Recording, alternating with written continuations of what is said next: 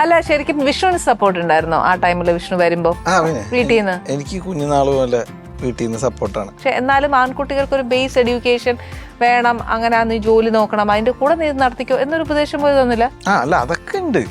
അല്ല ഞാൻ എഡ്യൂക്കേഷൻ ഉണ്ട്, എനിക്ക് ഞാൻ ബികോം ഫസ്റ്റ് ക്ലാസ് ആണ്. അതെ, അല്ല അത്രയും നമ്മള് ഡിഗ്രി എടുത്തിട്ടേ, അല്ല ഞാൻ സീരിയസ് ആയിട്ട് അപ്പത്തേക്കും അപ്പനും അമ്മയ്ക്ക് അതൊരു ഡിഗ്രി എടുത്തപ്പോ അവർക്ക് ഗ്യാരണ്ടി ആയി. അങ്ങനെയല്ല, ഞാൻ അതിനു മുമ്പ് ഞാനിപ്പോ 8ാം ക്ലാസ്സിൽ പഠിക്കുന്ന സമയത്താണെങ്കിലും കണ്ണൂരൊക്കെ വേറെ ട്രൂപ്പിന്റെ കൂടെ ഗ്യാപ്പിൽ മിമിക്രി കളിക്കാൻ പോയിട്ട് അന്ന് 50 രൂപയൊക്കെയാണ് പേയ്മെന്റ് കിട്ടുന്നത് ഒരു ഷോയ്ക്ക്. എന്ന് വെച്ചാ അന്നത്ര ഞാൻ 8ാം ക്ലാസ്സിൽ പഠിക്കുന്ന ഒരു പയ്യനാണ്. അന്ന് 50 രൂപ എനിക്ക് ഭയങ്കര വലുതാ. ആ പൈസക്ക് വേണ്ടിയിട്ടുള്ള അങ്ങനെയല്ല.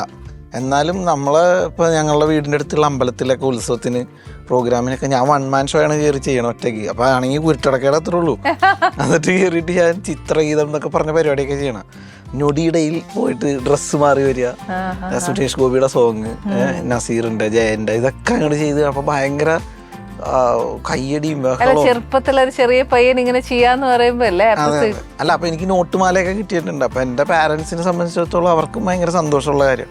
അപ്പൊ ഞാൻ ഇത്രയും ഭയങ്കര താല്പര്യത്തോടുകൂടി ഇത് നിൽക്കുമ്പോ അതിനെനിക്ക് ഫുൾ സപ്പോർട്ടാ വീട്ടിൽ നിന്ന് കിട്ടിയിട്ടുള്ളൂ. അപ്പൊ പിന്നെ ഞാൻ കുടുംബശ്രീന്ന് ലോൺ എടുത്ത് ട്രൂപ്പ് തുടങ്ങിയ ആളാണ് ഞാൻ. അതിപ്പോഴുണ്ടോ?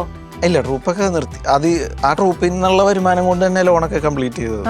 ഇപ്പൊ മിമിക്രി ഒന്നും പ്രാക്ടീസ് ചെയ്യുന്നില്ലേ വിഷ്ണു? ഇല്ല ഇല്ല ഇല്ലെന്ന് പറഞ്ഞിട്ട് ചെയ്യാതിരിക്കാനില്ല, ഒന്നും ചെയ്യാൻ പറ്റില്ല ഞങ്ങൾക്ക് വേണ്ടി, ഞങ്ങളുടെ കുഞ്ഞു പ്രശ്നം? ഇല്ല, സത്യമായിട്ടും ഇല്ല. ഒന്നുമില്ലെങ്കിൽ നാദർശിക്കനെ ഇമിറ്റേറ്റ് ചെയ്തൂടെ? എനിക്ക് വരാനേ പറയാൻ പറ്റില്ല, ഞാനല്ലേ പറഞ്ഞു. അവിടെ പിന്നെ ഇക്ക ഒന്നും പറയില്ല. ഇക്ക എങ്ങനെ സെറ്റിൽ എന്ന് കാച്ചാ മതി. അയ്യോ, ഇതിപ്പോ ഇങ്ങനെ ഞാൻ പറയും. ഇക്ക് ചില സമയത്ത് ഇക്ക പറയുമ്പോ ഇങ്ങനെ ഫംബിളാവും. അത്